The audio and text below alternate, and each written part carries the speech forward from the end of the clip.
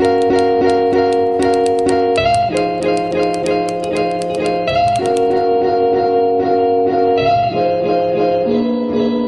también un poco entramos nosotros, digamos, en el debate de cómo entender las redes sociales, si como un contenedor de información donde lees y luego a partir de ahí sacas fuera y vas y compruebas, pues por ejemplo, leo en Twitter algo que ha pasado en Ucrania y me voy al país y compruebo y comparo y tengo mi referente, o si las redes sociales ya se puede entender, digamos, como un medio de comunicación donde poder informarte realmente, no tener que acudir fuera, digamos, de la red para tener una información veraz, para crear una opinión pública, digamos, pues eso, para informarte.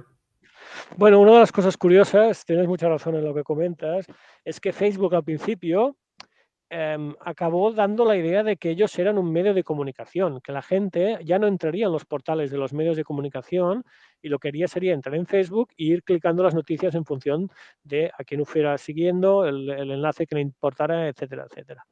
Cuando llegó el momento que evidentemente Europa y Estados Unidos en relación a la desinformación le dijo a las plataformas y redes sociales, sí, sí, pero vosotros ahora, si sois medios de comunicación, tenéis una responsabilidad en los contenidos que emitís, porque si no, porque de la misma forma que en Apunt Media o en cualquier otro informativo dicen una mentira, tienen una responsabilidad. Aquí, ¿quién asume la responsabilidad? Y esta ha sido la lucha entre intentar entender que las redes sociales o eran un mero canal o eran un medio de comunicación, ¿no? Y aquí yo creo pues que no está tan claro. Claro, gigantes como YouTube, por la cantidad de contenidos, tienen una responsabilidad, pero a veces es imposible casi contener toda la desinformación que está habiendo, ¿no? Y evidentemente llevan a cabo a través de algoritmos y de curación de contenidos, se eliminan contenidos, pero a veces no es suficiente, ¿no? Pero es evidente que las redes sociales deben ser entendidas, que pues las encuestas, por ejemplo, del Pew Research Center en Estados Unidos, pues el 60% de la población se informa a través de las redes sociales. Por tanto, es donde entran para informarse de lo que está sucediendo.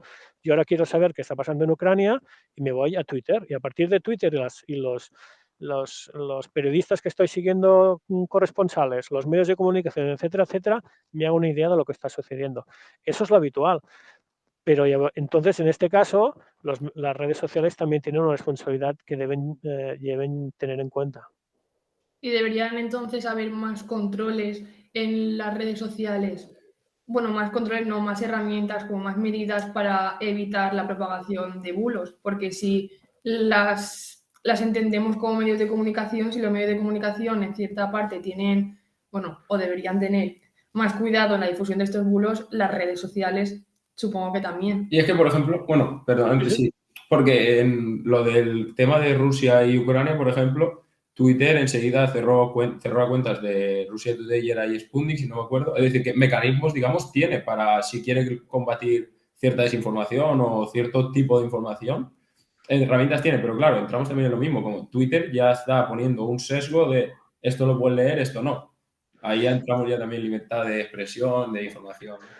Sin duda, es un tema muy interesante, que da para mucho, porque como medios de comunicación o como lugares donde la gente se informa, es verdad que han tenido que asumir una serie de responsabilidades. La propia Unión Europea, que a partir del 2018 empieza a hacer informes de la lucha contra la desinformación con una de las cosas más importantes a llevar a cabo, crea un código de buenas prácticas donde está Facebook, bueno, Meta, está Google, está Twitter, están, yo creo que es TikTok, entra, Microsoft, es decir, todas las grandes operadores y plataformas y redes sociales se añaden a este código de buenas prácticas de la Unión Europea, donde dicen qué van a hacer para luchar contra la desinformación. Algunas de las partes van muy específicas a los procesos electorales y ahora estamos viendo como Facebook es capaz de decir quién está anunciando qué en un periodo electoral, en base a qué objetivos y quién lo está pagando. Eso es muy importante para saber si te están proponiendo que veas vídeos a alguien que tiene un papel dentro del proceso electoral, ¿no? Pero a veces parece que no sea suficiente con eso. Es decir, existe la responsabilidad de hacer las buenas prácticas, pero las redes sociales cada vez más van tomando un papel. En el caso de Trump y Bolsonaro empezaron, por ejemplo, Twitter a etiquetar algunos de sus contenidos como cuando, por ejemplo, defendían el uso de la lejía o de alguna cosa que Trump le venía a la cabeza, pues lo etiquetaron como información que no era verídica.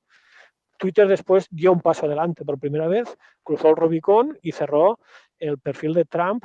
Lo hizo tarde porque ya había perdido las elecciones y después de lo del Capitolio, pero existe también un debate sobre nos creemos que a veces las redes sociales son como un ágora y un espacio digital, pero no olvidemos que son espacios privados.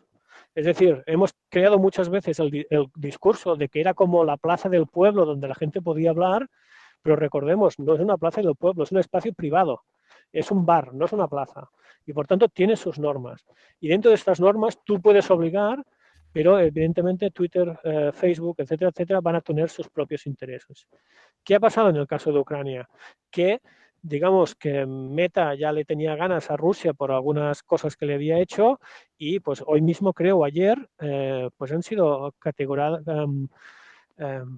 son casi organizaciones casi terroristas extremas y por ejemplo pues Rusia ha etiquetado a Meta, o sea, y que la gente puede usar WhatsApp no tendrá ninguna consecuencia, pero en lo que sería en Facebook pues debería dejarla, ¿no? Por ejemplo, vemos que pasan a ser un juego dentro de la geopolítica también.